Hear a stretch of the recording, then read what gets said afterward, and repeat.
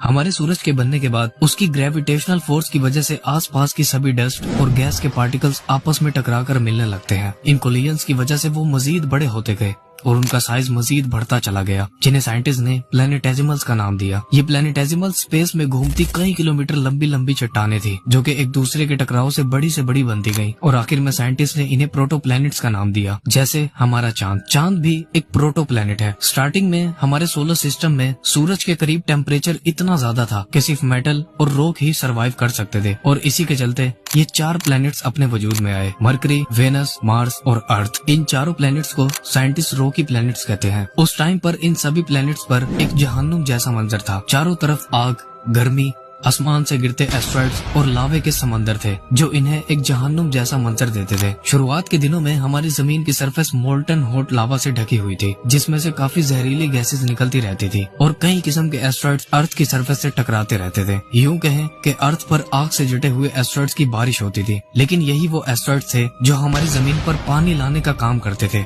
जब ये उस सोलर क्लाउड से निकलकर हमारी अर्थ पर गिरते थे तो उनके अंदर आइस क्रिस्टल्स होते थे, जो हजारों सालों तक हमारी अर्थ पर पानी लाते रहे। वो एस्ट्रॉइड जमीन पर गिरकर तबाह होते गए और उनके अंदर का पानी इवेपोरेट होकर बारिश बनकर बरसा। ये सिलसिला हजारों लाखों सालों तक अर्थ पर चलता रहा। जमीन बारिश और इन एस्ट्रॉइड से निकलने वाले पानी से ठंडी होने लगी और जमीन के ऊपर की सरफेस ठोस होने लगी और साइज में काफी बड़ी हो गई। ऊपर की सरफेस ठंडी होने की वजह से सारे हैवी मेटल्स जैसे आयरन और निकल वगैरह अर्थ के कोर यानी सेंटर में चले गए। साथ ही सोलर सिस्टम के अंदर इन चारों प्लैनेट्स के अलावा सन की ग्रेविटी के चलते गैस और डस्ट से मिलकर प्लैनेट्स की फॉर्म में आते गए, जैसे जुपिटर, नेपट्यून और यूरेनस, जिन्हें साइंटिस्ट गैस जायंट्स के नाम से भी बुलाते हैं, क्योंकि इनका ज्यादातर हिस्सा गैसेस और डस्ट के पार्टिकल से बना है। साइज में बड़े होने की वजह से उनकी ग्रेविटी अर्थ के मुकाबले काफी ज्यादा थी, जिसकी वजह से जो एस्ट्रॉइड स्पेस में घूम रहे थे वो अब अर्थ पर गिरने की बजाय इन गैस जायंट से टकरा जाते थे, जिससे अर्थ पर एस्ट्रॉइड गिरना बंद हो गए थे।